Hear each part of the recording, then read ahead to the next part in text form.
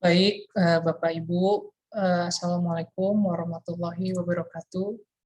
Akhirnya Bapak Ibu, kita ketemu di pertemuan terakhir mata kuliah Pendidikan Kewarganegaraan, di mana pada pertemuan terakhir ini, teman-teman, Bapak Ibu sekalian, saya akan memberikan gambaran pengantar tentang pendidikan kesetaraan gender buat teman-teman. Nah, kenapa materi ini saya sisipkan dalam kurikulum kewarganegaraan? Karena bagi saya pribadi dan juga bagi tim pengajar kewarganegaraan di FISIP terutama, kesetaraan gender merupakan sebuah sebuah keharusan bagi kami atau kewajiban bagi kami untuk menjawab tantangan zaman bagaimana perempuan seharusnya diperlakukan sama dalam aspek-aspek tertentu, dan kami juga ingin memberikan meluruskan tentang definisi liar terkait kesetaraan gender. Mungkin buat teman-teman yang mendengar kesetaraan gender sering bikin jokes-jokes yang saya pikir lucu untuk kalangan tertentu aja ya, seperti misalnya, ya kalau mau kesetaraan gender, sok atuh perempuan angkat galon.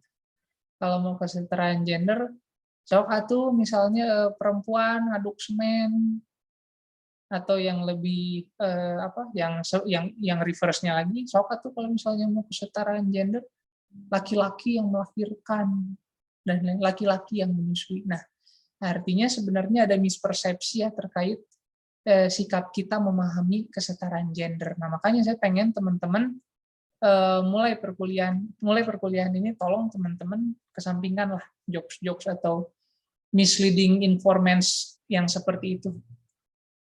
Ya, misleading information yang seperti itu mohon dipinggirkan sejak pertemuan hari ini, karena kita perlu memahami bersama tentang pentingnya kesetaraan gender ini. Nah, lantas apa sih kaitannya dengan kewarganegaraan? Nah, ketika menjadi warga negara yang baik, ya salah satu prasyaratnya adalah menghormati kedudukan perempuan. Ya. Pun halnya sebaliknya, ketika menjadi warga negara yang baik, juga bisa mengetahui kedudukan laki-laki. Ya. Syukur-syukur perempuan dan laki-laki bersepakat untuk memberikan kehidupan yang lebih baik satu sama lain. Nah, itu kan sebenarnya menjadi cita-cita bangsa, keadilan sosial. Nah, makanya teman-teman, akan sangat sulit bagi kita jika kita berbicara warga negara atau keluarga negaraan yang baik dengan mengesampingkan pembahasan seperti ini. Oke, bolehlah seorang warga negara mengerti tentang ius soli, ius sanguinis, kemudian wipatrida, apatrida, zona ekonomi eksklusif, dan lain sebagainya, favivu, was lah pokoknya tentang teori-teori kewarganegaraan. Cuman permasalahannya akan sangat percuma ketika teman-teman mengerti semua hal tentang hidup berwarga negara, tapi sebagai manusia sosial, sebagai makhluk sosial, teman-teman abai terhadap nilai-nilai dasarnya. Nah, salah satu nilai dasarnya itu selain memang toleransi dan lain sebagainya, saling menghormati satu sama lain, ya ini tadi, kesetaraan gender, memahami tentang hakikat atau tugas masing-masing gender tanpa harus disrespect kepada satu sama lain. Nah, baik Bapak Ibu sekalian, berbicara tentang kesetaraan gender, sebenarnya sangat luas ya. Berbicara kesetaraan gender itu nggak bisa setengah jam atau 1 jam selesai. Berbicara kesetaraan gender, apalagi di negeri timur seperti Indonesia ini, cukup mengundang diskursus atau perdebatan yang luar biasa dinamis. Kenapa saya bisa berbicara seperti itu? Karena perlu diketahui oleh teman-teman, Indonesia ini memiliki nilai-nilai budaya yang khas, nilai-nilai budaya yang menarik, dan juga nilai-nilai budaya yang berkarakter. Nah, memang beberapa nilai tersebut diantaranya adalah bagaimana sikap seorang laki-laki menyikapi perempuan. Tapi di sisi lain, ada juga budaya asli Indonesia di mana sangat menghormati perempuan sebagai bagian dari struktur budaya, seperti halnya yang terjadi di Minang atau di Sumatera Barat, di mana perempuan menjadi pusat peradaban. Perempuan di Minang menjadi pusat peradaban, warisan besar di perempuan. Kemudian juga pokoknya di banyak hal perempuan itu menjadi center dari sebuah sistem tata nilai hukum di Minang. Nah, tapi di sisi lain teman-teman, banyak juga budaya-budaya yang menganggap bahwa perempuan merupakan makhluk sekunder, perempuan merupakan makhluk yang hanya ada hakikatnya untuk melayani dan lain sebagainya. Nah, ini yang perlu kita diskusikan lebih dalam. Sama seperti halnya pendidikan terhadap anak, teman-teman, kesetaraan gender juga merupakan hal yang kompleks jika dibenturkan dengan budaya nasional. Di Amerika Serikat, ketika seorang ayah menjewer anaknya, itu sudah bisa masuk kategori kekerasan anak. Bahkan ketika seorang ayah memberikan sentakan atau bentakan yang berpengaruh terhadap psikis anaknya, dan si anaknya bukan merasa dirugikan, yang intinya ada implikasi dari sikap tersebut, itu sudah masuk kekerasan terhadap anak. Sedangkan di Indonesia sendiri menjadi hal lumrah, khususnya pada masyarakat mungkin bisa dibilang masyarakat zaman dulu dan masyarakat satelit kota dalam mendidik anak. Kebanyakan mereka menganggap ketika mereka menjewer atau memukul itu bagian dari pendidikan. Bagian dari pendidikan. Dan ini yang dari tahun ke tahun, dari masa ke masa itu lestari. Nah, sama halnya dengan perspektif gender di kalangan masyarakat. Sama juga seperti itu. Bagi masyarakat di Nusantara khususnya, perempuan itu cukup melayani urusan dapur, sumur, kasur. Di dapur cukup memasak untuk keluarganya. Di sumur cukup mencukupi kebutuhan-kebutuhan pokok keluarganya. Kemudian juga di kasur mencukupi kebutuhan seksual suaminya.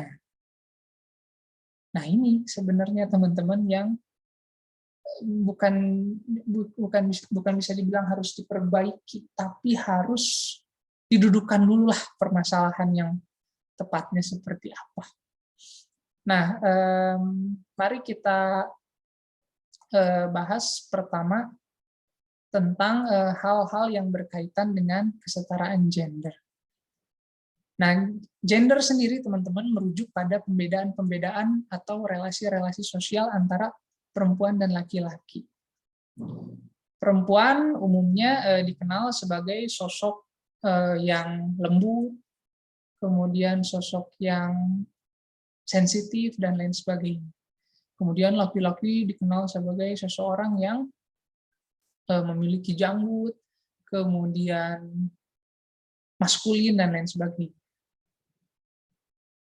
Pembedaan-pembedaan seperti itu. Nah, teman-teman,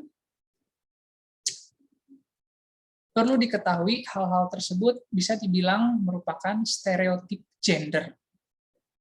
Stereotip gender sendiri merupakan pandangan masyarakat tentang apa yang anak laki-laki atau lelaki dewasa dan perempuan dewasa mampu lakukan. Contohnya begini, seperti yang tadi saya bilang, perempuan itu dianggap sebagai penata rumah tangga yang lebih baik, sedangkan laki-laki itu lebih baik dalam menangani mesin. Atau laki-laki lebih baik dalam matematika, logika, sedangkan anak perempuan lebih baik dalam keperawatan, karena ada sosok keibuan. Nah, kira-kira tepat nggak sih hal-hal seperti itu? Sebelum jauh mengambil contoh ke orang lain, teman-teman, saya sendiri nih, laki-laki nih. Tapi saya dalam hal matematika sangat kurang. Bahkan di SMA tuh, saya gagal ranking 1 terus gara-gara keganjal di matematika. Yang lain 90, 85, 90, pas matematika 65. Gitu. Nah, artinya, apakah ketika saya nggak bisa matematika, saya itu bukan laki-laki? Atau apakah saya tidak bisa matematika berarti saya itu bukan laki-laki sejati? Kan hentu. Ya. Kemudian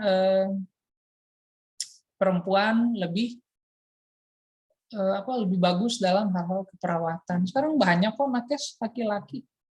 Bahkan dalam hal tertentu nakes laki-laki itu sangat dibutuhkan, bahkan untuk mengangkat orang yang sakit atau memindahkan pasien dari dari ranjang ke kursi roda.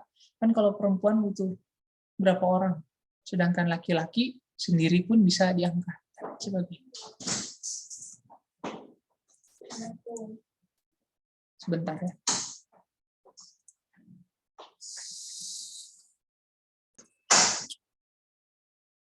Sorry ya, terjeda ada tamu.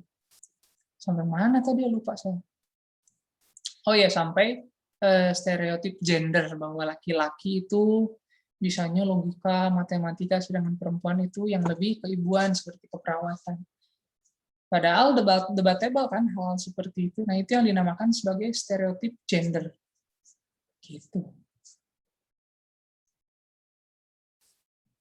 Nah, pada akhirnya teman-teman, stereotip gender seperti itu mendorong adanya dikotomi terhadap peran gender. Jadinya laki-laki itu wajib membantu ayahnya bekerja di luar rumah, sedangkan anak perempuan itu bantu ibunya dalam pekerjaan rumah tangga.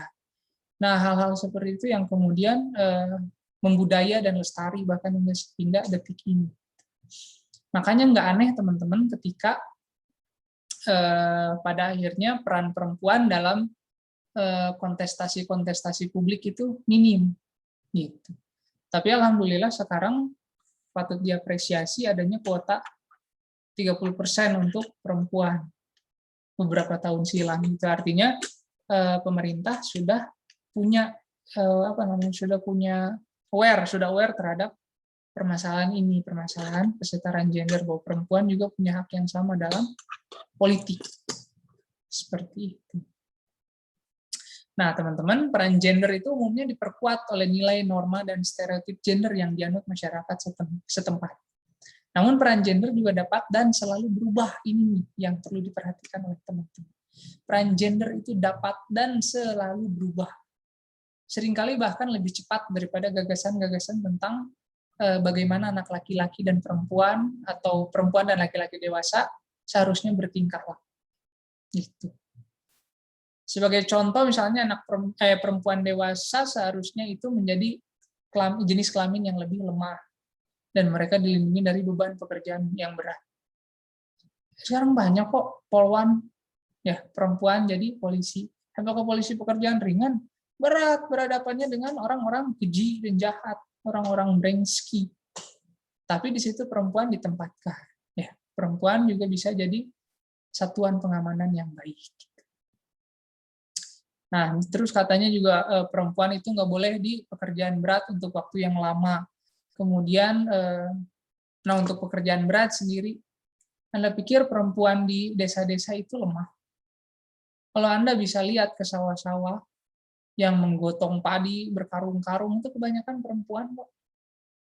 Ya, Anda main ke Kawah Ijen misalnya, nggak sedikit kok perempuan yang ngangkat belerang berbongkah-bongkah. Artinya kalau bilang bahwa perempuan itu lemah, wah keliru sekali. Ya. Anda pikir menyusui sambil ngepel, sambil nyese, sambil sambil bebersih, sambil masak, itu tidak menggunakan energi yang berlebih. Kan menggunakan energi yang berlebih, yang belum tentu kita sebagai laki-laki bisa melakukan itu semua. Walaupun sebenarnya teman-teman, nah makanya saya bilang di beberapa momentum, Islam itu sangat menghormati perempuan, karena pada dasarnya semua hal-hal yang berkaitan dengan rumah tangga itu sebenarnya kewajiban laki-laki. Masak, semuanya itu tuh sebenarnya kewajiban laki-laki dalam Islam. Hanya saja, kenapa menjadi kewajiban laki-laki? Karena kan laki-laki itu wajib menafkahi lahir batin perempuan. Artinya menyiapkan itu semua juga merupakan kewajiban laki-laki. Perempuan itu harus diperlakukan bak putri. Ya, bapaknya ngebesarin sampai gede, sampai tua dicantik-cantik, dibedakan, unggal isuknya sore yo dimandian deh, dibedakan deh. Maksudnya dibesarkan dengan terhormat ya. Kewajiban kita dong sebagai laki-laki untuk menghormati perempuan.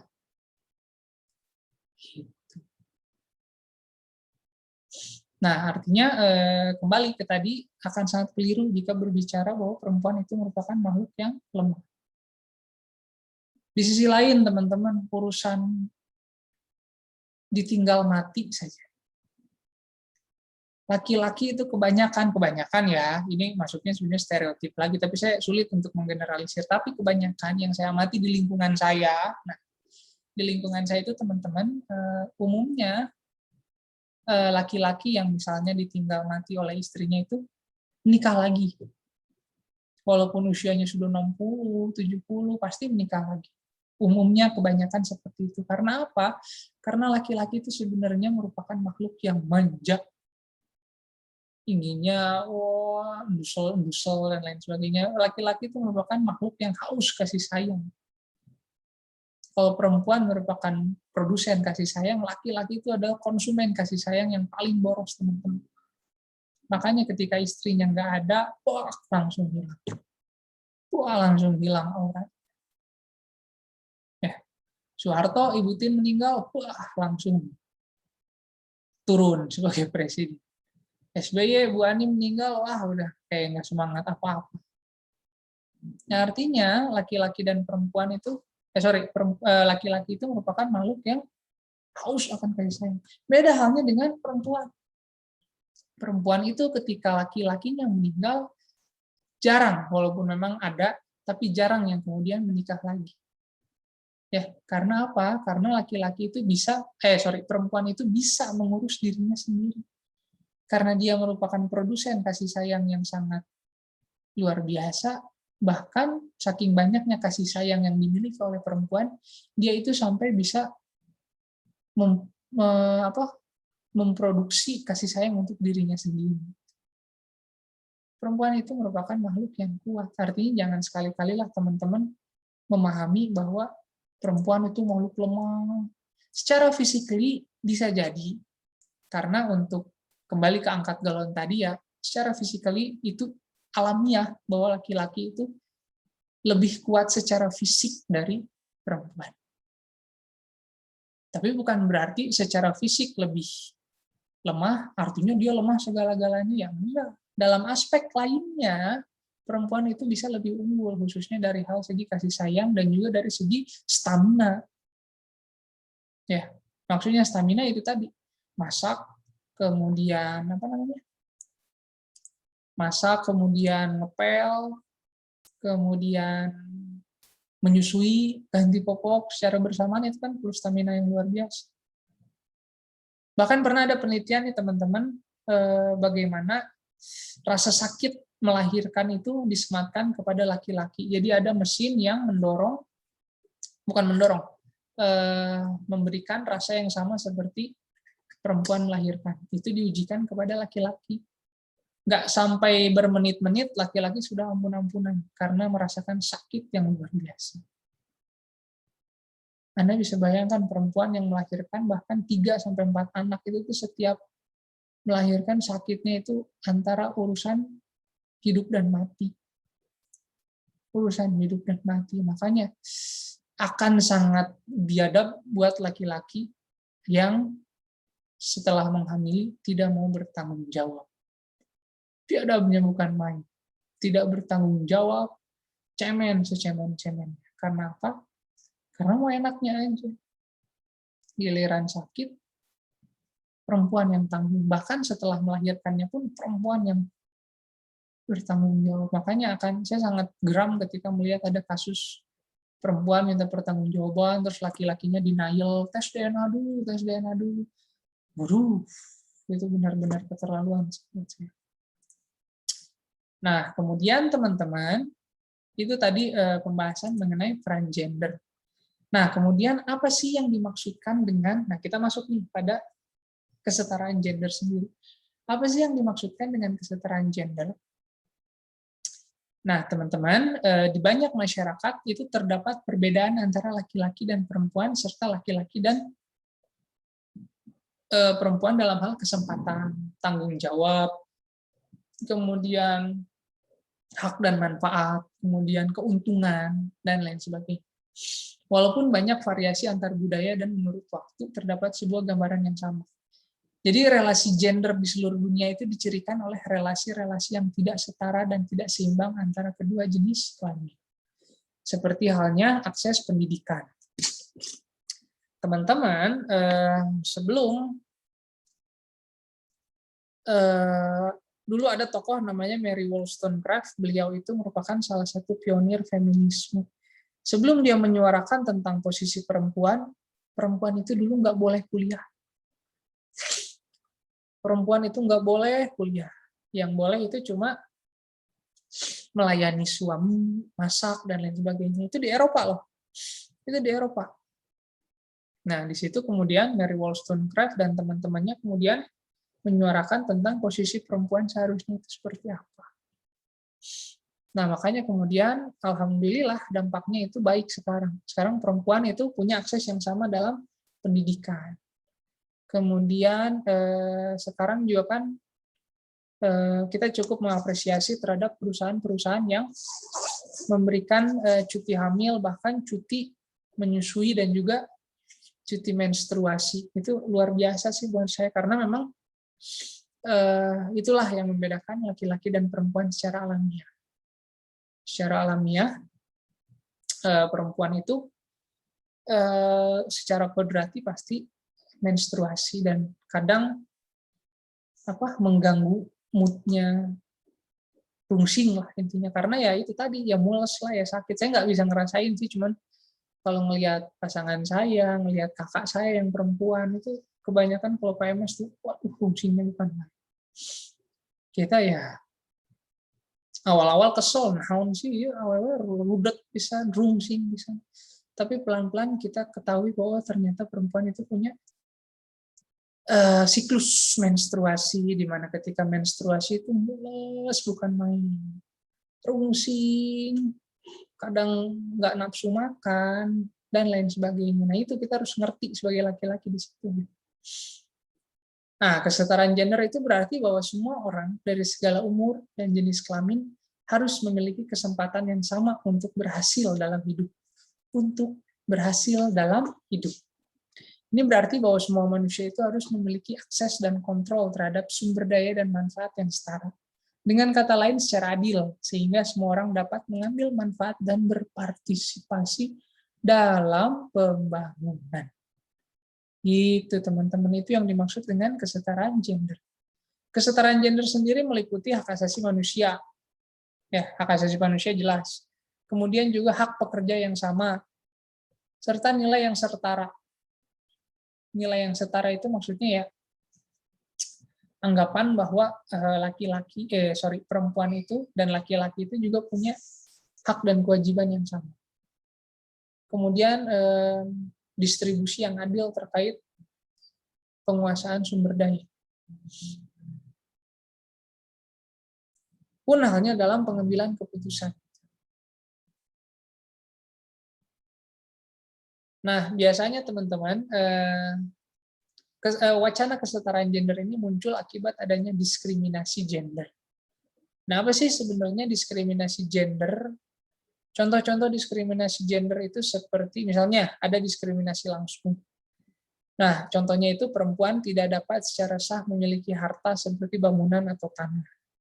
Di beberapa negara ada aturan seperti itu. Kemudian perempuan yang menikah tidak dapat menandatangani dokumen legal. Kemudian batas umur pensiun bagi laki-laki dan perempuan berbeda. Kemudian perempuan dibatasi oleh undang-undang dalam bentuk pekerjaan tertentu, beberapa bentuk pekerjaan tertentu. Itu yang disebut dengan diskriminasi langsung. Sedangkan diskriminasi tidak langsung itu merujuk pada situasi, peraturan, atau praktek yang kelihatannya sih netral, tapi pada kenyataannya membawa akibat adanya perlakuan yang berbeda bagi sebagian orang. Seperti contoh, misalnya perusahaan-perusahaan lebih senang merekrut laki-laki dibandingkan dengan perempuan. Nah, karena ada pertimbangan seperti perempuan itu akan lebih sering nggak masuk karena hamil atau urusan keluarga.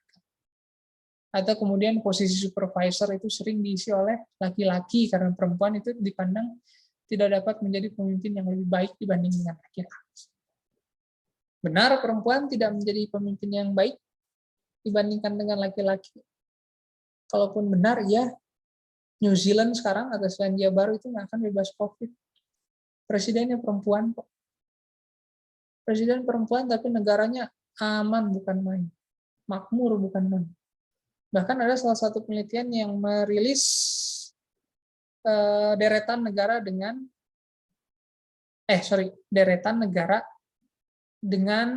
yang lekat dengan syariat Islam, atau yang intinya mah yang syariat Islam banget lah.